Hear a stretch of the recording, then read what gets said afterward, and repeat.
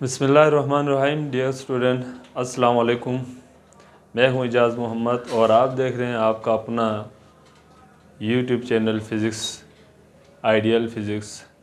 और हमारा पूरा एक सीक्वेंस चल रहा है। इससे पहला वाला जो लेक्चर है आप में से यकीनन बहुत सारों ने देखा होगा। उस लेक्चर में हमने डिटेल तरीके से समझने की कोशिश की इलेक्ट्रिक फील्ड लाइंस क्या है। आज का हमारा टॉपिक के इसी को ही एक तरीके से हम कंटिन्यू कर रहे हैं और हमारा टॉपिक आपके सामने बोर्ड पे चमक रहा है और टॉपिक हमारा है इलेक्ट्रिक फ्लक्स। डियर स्टूडेंट, हमें यहाँ पर समझना है कि इलेक्ट्रिक फ्लक्स क्या है और इस इलेक्ट्रिक फ्लक्स को पढ़ने का फ़ायदा क्या है। और यही इलेक्ट्रिक फ्लक्स, इसी को हम आगे बढ़ते बढ़ते इंशाल्लाह ताला हम गॉसिस लॉ पढ़ेंगे और इसके एप्लीकेशंस पढ़ेंगे। गॉसिस लॉ और इसकी जो एप्लीकेशंस हैं उसको करने के लिए हमें सबसे पहले इलेक्ट्रिक फ्लक्स का समझना बहुत ही ज़रूरी है। तो हम सबसे पहले देखते हैं कि इलेक्ट्रिक फ्लक्स क्या है। इलेक्ट्रिक फ्लक्स, ये जो फ्लक्स है, लफ्ज़ जो फ्लक्स है ना, वो बेसिकली लैटिन वर्ड फ्लो से निकला है। ये लैटिन वर्ड है और ये फ्लो है। इसका मतलब होगा कि ऐसा फील्ड लाइन जो किसी स्पेसिफिक एरिया से पास होकर चला जा रहा हो, उन सब को हम इलेक्ट्रिक फ्लक्स का नाम दे सकते हैं। हर इलेक्ट्रिक फील्ड लाइन को आप इलेक्ट्रिक फ्लक्स का नाम नहीं देंगे, अलबत्ता उन इलेक्ट्रिक फील्ड लाइंस को आप इलेक्ट्रिक फ्लक्स का नाम देंगे जो किसी स्पेसिफिक रीजन से, किसी ख़ास एरिया से पास होकर जा रहा होगा। कैसे? फ़र्ज़ करते हैं कि मैं छोटा सा एक एग्जांपल देता हूँ। जैसे फ़र्ज़ करें कि मेरे पास एक पॉजिटिव चार्ज है। इस पॉजिटिव चार्ज का ये इलेक्ट्रिक फील्ड लाइंस है। ये हर तरफ इलेक्ट्रिक फील्ड लाइंस को आगे पैदा कर रहा है। अब अगर डियर स्टूडेंट मैं यहाँ पर कोई से भी एक कॉइल या कोई से भी यूनिट एरिया में ले आता हूँ, वैसे यहाँ पर इलेक्ट्रिक फील्ड लाइंस की तादाद तो बहुत सारे हो सकते हैं। बहुत सारे इलेक्ट्रिक फील्ड लाइंस है, ये सब के सब इलेक्ट्रिक फील्ड लाइंस हैं। मगर इन सारे फील्ड लाइन में से ये वो दो फील्ड लाइन हैं जो किसी ख़ास एरिया से गुज़र रहा है। हम इन्हीं दोनों फील्ड लाइन को इलेक्ट्रिक फ्लक्स का नाम देंगे। अलबत्ता ये सब के सब इलेक्ट्रिक फ्लक्स हैं। अगर मैं इलेक्ट्रिक फील्ड लाइंस हैं, इलेक्ट्रिक फ्लक्स का नाम नहीं देंगे। अगर मैं इसी को और दूर ले जाऊँ, इसी यूनिट एरिया को और अगर मैं दूर लेके जाऊँगा तो जाहिर सी बात है कि यहाँ पर इलेक्ट्रिक फील्ड लाइंस है वो मज़ीद कम हो जाएगा। तो ये है हमारा इलेक्ट्रिक फ्लक्स का, जो उन फील्ड लाइन को कहा जाएगा जो किसी यूनिट एरिया से पास हो रहा। तो number of electric field lines passing through a certain area, इस हम इलेक्ट्रिक फ्लक्स का नाम देंगे। इसको एक और अंदाज में भी हम डिफ़ाइन करेंगे। इसको हम मैथमेटिकल अंदाज में, वेक्टर फॉर्म में भी इसको हम डिफ़ाइन कर सकते हैं, और वो है dot product of electric field intensity and vector area. हमें यहाँ पर जो सबसे पहले इसका मैथमेटिकल फॉर्म है, इसको समझने से पहले हमें वेक्टर एरिया समझना होगा। अच्छा, अगर मैं आपसे एक सवाल कर दूं, एरिया स्केलर क्वांटिटी है या वेक्टर क्वांटिटी, तो आपका क्या जवाब होगा? यकीनन आप में से बहुत सारे समझते हैं कि जब भी हम किसी एरिया की बात करते हैं वो एरिया स्केलर क्वांटिटी है, वेक्टर क्वांटिटी नहीं है। मगर जिस एरिया की हम बात यहाँ पर करते हैं वो स्केलर एरिया नहीं बल्कि वेक्टर एरिया है। अब समझना है कि वेक्टर एरिया क्या चीज़ होता है। डियर स्टूडेंट, वेक्टर एरिया का जो मैग्नीट्यूड है वो एग्जैक्ट वही होगा जो हम आम एरिया में लेते हैं। जैसे फ़र्ज़ करें कि ये वाइट बोर्ड है। अगर नॉर्मली देखा जाए तो इस वाइट बोर्ड का जो टोटल एरिया है, जो कि रेक्टेंगुलर इन शेप है, वो एक स्केलर होगा।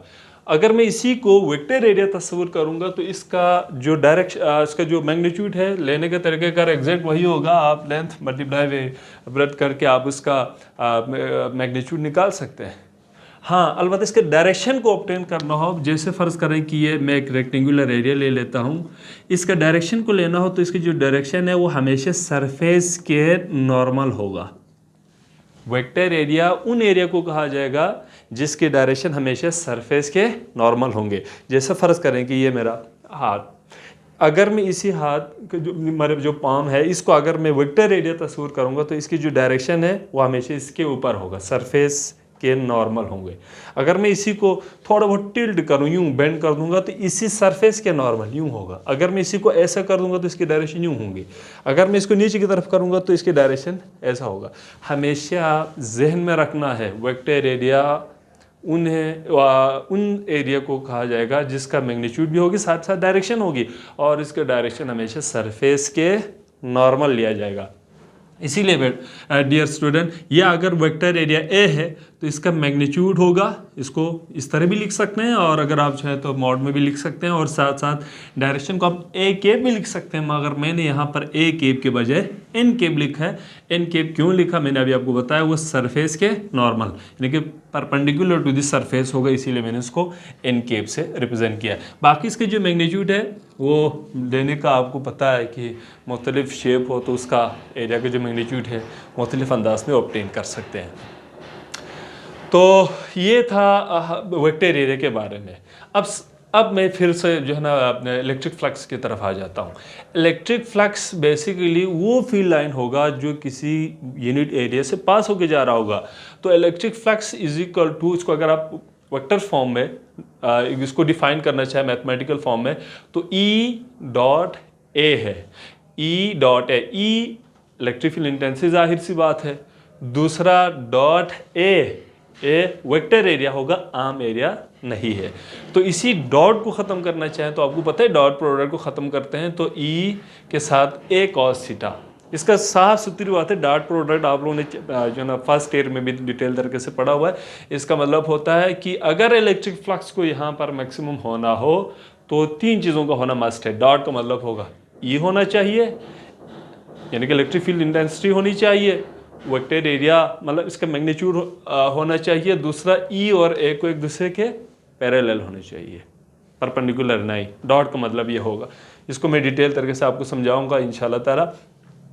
अब इलेक्ट्रिक फ्लक्स किन किन फैक्टर पर डिपेंड कर सकता है तो आपको यहाँ पर नज़र आ रहा है। Electric field basically electric flux किन किन फैक्टर पर डिपेंड कर सकता है, तो वो इसी फार्मूले के मुताबिक नंबर 1 इलेक्ट्रिक फील्ड इंटेंसिटी पर डिपेंड करेगा, जितनी ज़्यादा होगी फ्लक्स ज़्यादा हो सकता है, और नंबर 2 एरिया सरफेस एरिया पर भी डिपेंड करता है, और तीसरा भी इम्पोर्टेंट है कि उसमें जो थीटा है ना, वेक्टर एरिया और इलेक्ट्रिक फील्ड इंटेंसिटी के बीच बनने वाले एंगल भी बहुत बड़ा रोल प्ले कर सकता है। कैसे करेंगे यही चीज़ मैं आपको शो करूंगा। तो इन दोनों के बारे में कोई बहाम नहीं है, इन दोनों के बारे में कोई इशू नहीं है, मसला इसके साथ होगा। तो हम इन दोनों को तो मान ही लेंगे, हाँ अलबत्ता थीटा की वजह से इलेक्ट्रिक फ्लक्स पर क्या फ़र्क पड़ता है इसको हम समझने की कोशिश करेंगे। तो मैं यहाँ पर एक छोटा सा सब हेडिंग लिखा है, ये इफेक्ट ऑफ एंगल। तो सबसे पहले when theta is equal to 0 degree, थीटा को हम सबसे पहले 0 डिग्री, मगर ये भी याद आपको रखना होगा थीटा यहाँ पर ई और ए के बीच बनने वाले एंगल है। फ़र्ज़ करता हूँ कि मेरे पास थीटा 0 का मतलब होगा मेरे पास इस किस्म का एक सरफेस एरिया है। अभी मैंने आपको समझाया तो इसकी डायरेक्शन कहाँ पर होगी, इस एरिया की डायरेक्शन कहाँ पर होगी। तो इधर देखिए, ये है हमारा एरिया की डायरेक्शन, वेक्टर एरिया को मैं उस साइड पे ले लूँगा। और अगर मैं इज्यूम ये करूँ कि यहाँ पर पॉजिटिव चार्ज प्लेट है, फ़र्ज़ करें यहाँ पर इस साइड पर नेगेटिव चार्ज प्लेट है, तो आपको इससे पहले भी बताया हुआ है इलेक्ट्रिक फील्ड इंटेंसिटी की डायरेक्शन। इससे पहले वाला टॉपिक में इलेक्ट्रिक फील्ड इंटेंसिटी की डायरेक्शन हमेशा यूँ लेते हैं, पॉजिटिव से नेगेटिव की तरफ। मैं एज्यूम करता हूँ पॉजिटिव से यूँ, तो इसका मतलब ये होगा कि हमारा सरफेस यूँ है। सरफेस अगर ऐसा होगा तो इसके डायरेक्शन यूँ होगा, इसी के नॉर्मल होगा। और अगर मैं यहाँ पर पॉजिटिव चार्ज और इसको नेगेटिव चार्ज तस्वीर करूँगा तो जाहिर सी बात है यहाँ से ज़्यादा से ज़्यादा इलेक्ट्रिक फील्ड लाइन पास होंगे। वो सारा electric field lines electric flux कहेंगे, फ्लो कर रहा है, किसी एरिया से पास हो रहा है, इसको आप इलेक्ट्रिक फ्लक्स का नाम देंगे। तो यहाँ से ज़्यादा हो रहा है, नज़र भी आ रहा है, साफ सुथरी बात है कि इलेक्ट्रिक फील्ड लाइन यहाँ से पास होगा। तो अगर मैं इसी को वेक्टर फॉर्म मैथमेटिकल में लिखूँगा तो ई ए कॉस, यहाँ पर आप देखिएगा पैरेलल है इलेक्ट्रिक फील्ड इंटेंसिटी की डायरेक्शन और जो है ना वेक्टर एरिया की डायरेक्शन, ये दोनों सेम है। पैरेलल का मतलब होगा 0 डिग्री, और सबको मालूम है कि ई इंटू ए कॉस 0 होता है, नो कॉस 0 क्या होगा 1, और सबको पता है 1 को किसी चीज़ से भी मल्टीप्लाई करेंगे तो जवाब क्या आएगा 1 नहीं आएगा। ई ए ही होगा। अगर मैं इस ई ए को 1 से मल्टीप्लाई करूँगा तो ई ए, और ट्रिगोनोमेट्रिक फंक्शन में आपको मालूम है कि 0 मिनिमम वैल्यू है, 1 मैक्सिमम है। इसका मतलब होगा 1 ई ए से मल्टीप्लाई हो रहा है, तो इसका मतलब फ्लक्स की वैल्यू हमें सबसे ज़्यादा मिलेगा। इसीलिए इस केस को मैक्सिमम फ्लक्स का केस भी आप कह सकते हैं। इसी तरह अगर थीटे को अगर मैं 0 डिग्री रखूँगा, थीटा अगर 0 डिग्री होगा तो 0 डिग्री ऊपर लिया हुआ है, 90 डिग्री में अगर ले लूँ तो फ़र्ज़ करें कि सरफेस एरिया यूँ है, इसका मतलब एरिया की डायरेक्शन ऊपर की तरफ होगी।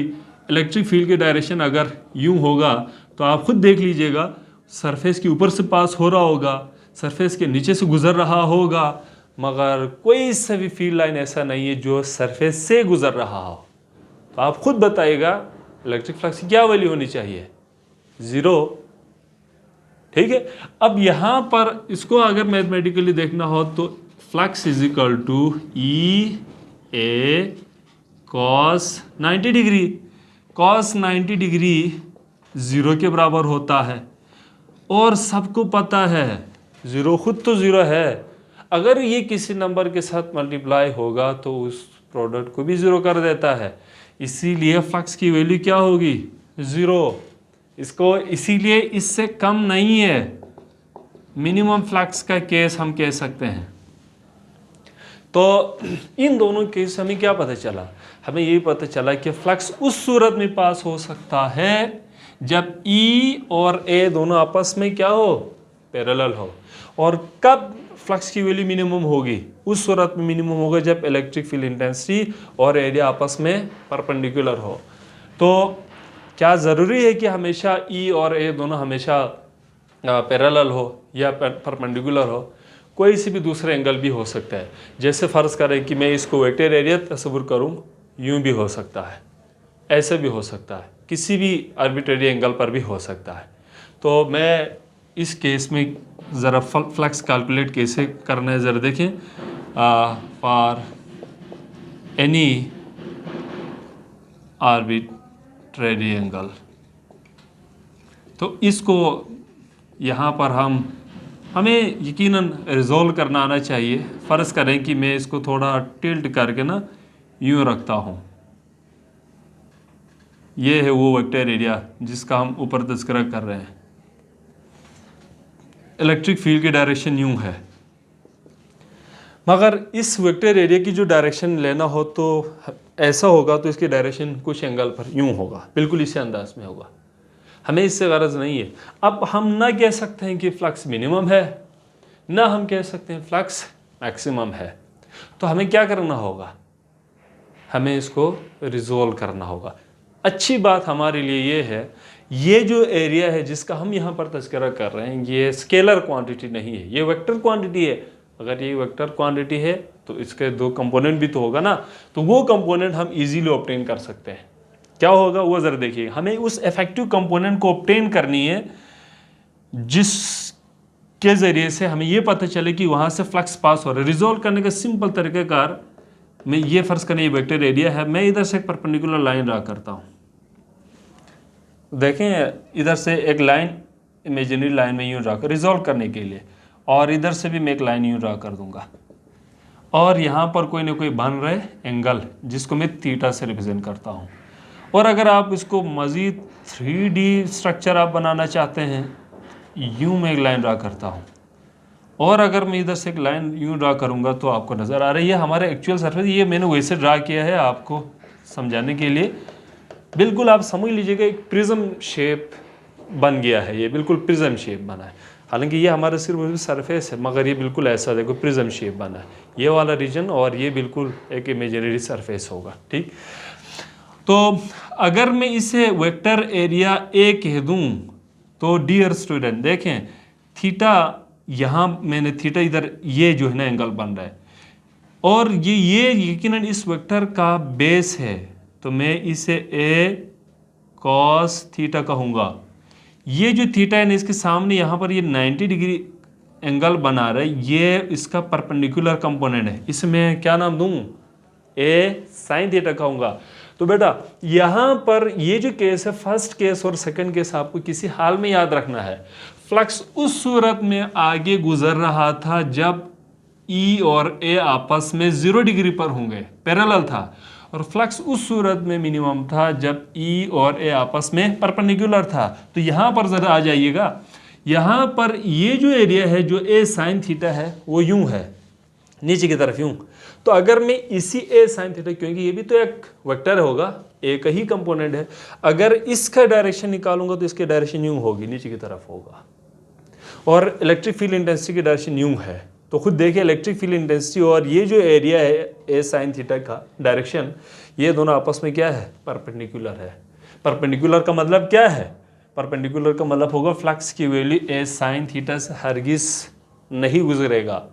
जबकि अगर मैं इस A cos थीटा ले लूँ, A cos थीटा ये वाला जो साइड है, ये वाला जो साइड है A cos थीटा है, इसकी अगर डायरेक्शन ले लूँगा तो इसकी डायरेक्शन यूं होगा। अगर इसकी डायरेक्शन ऐसा है तो आप खुद देखिएगा इलेक्ट्रिक फील्ड इंटेंसिटी और A cos थीटा दोनों सेम डायरेक्शन पर है। सेम डायरेक्शन का मतलब इनके बीच एंगल कितना होगा, 0 होंगे। अगर ये दोनों 0 डिग्री पर होंगे तो फ्लक्स की वैल्यू मैक्सिमम होगा। इसीलिए मैं यहाँ पर क्या लिखता हूँ, जरा देखिए, flux is equal to E के साथ हमने क्या लिखना है, E के साथ A को नहीं लिखना, हमें इस वेक्टर एरिया का उस कंपोनेंट को लिखना है जो कि E के पैरेलल हो, और E के पैरेलल वाला कंपोनेंट क्या है, A cos थीटा है। तो इसीलिए flux is equal to E A cos theta. तो डियर स्टूडेंट, आपको मुझे उम्मीद है ये समझ में आया होगा कि E A cos थीटा क्यों आया। तो ये तो इससे रिलेटेड छोटा सा एक डिस्कशन। इलेक्ट्रिक फ्लक्स अगर इस केस में तो हमने लिया है इसको सीधा से एक फ्लैट सरफेस। कभी कभार होता है कि सरफेस हमारा फर्ज करें फ्लैट ना हो, कर्व हो, तो फिर हम क्या करेंगे, एक क्लोज सरफेस हो, कर्व सरफेस हो, तो उस सूरत में हम इलेक्ट्रिक फ्लक्स को कैसे कैलकुलेट करेंगे वो हमने समझना है। तो वो इंशाल्लाह ताला हम अपने नेक्स्ट वीडियो में बनाएंगे। यहाँ तक उम्मीद है आपको समझ में आया होगा। कोई से भी आपको कोई क्वेश्चन हो तो आप कमेंट सेक्शन में ज़रूर कमेंट कर सकते हैं, इंशाल्लाह ताला हम उसको दूर करेंगे। अल्लाह।